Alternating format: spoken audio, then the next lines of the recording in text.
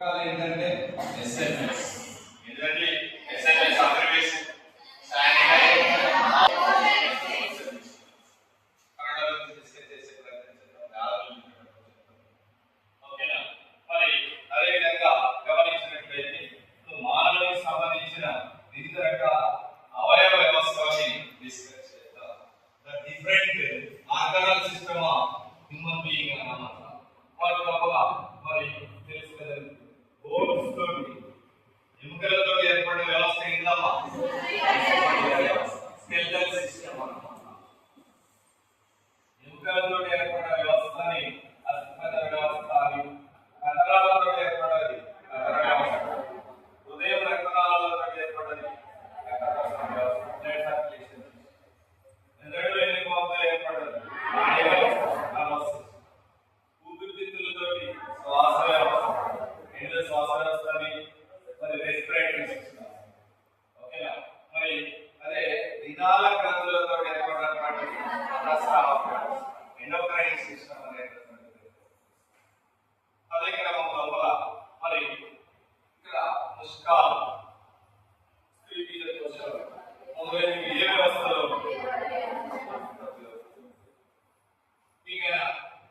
ప్రత్యుత్పత్తి వ్యవస్థకు సంబంధించి మానవుని యొక్క కౌమార దశని స్పెషల్గా మెన్షన్ చేసింది.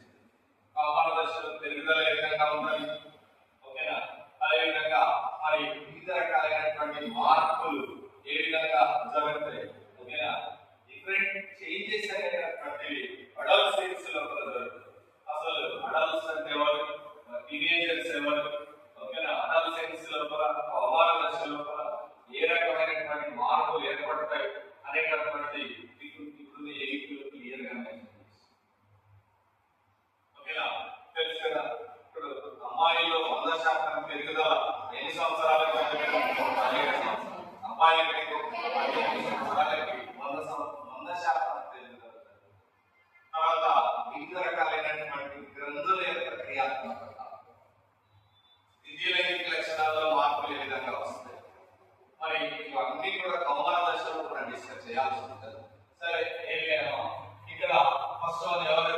Skeletal system. అంటే ఇందులో ఎముకలతో ఏర్పడ్డ వ్యవస్థనే మనం అంటాం అస్థిపంజర వ్యవస్థ, స్కెలిటల్ సిస్టమ్. ఎముకలు అంటే ఎవరు?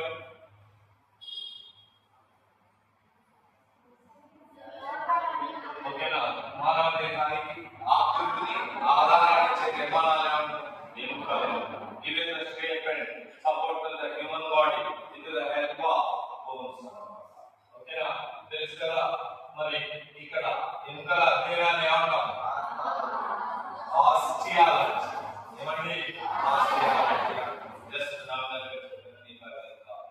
సో ఎముకలతో ఏర్పడ్డ వ్యవస్థనే అస్థిపంజర వ్యవస్థ.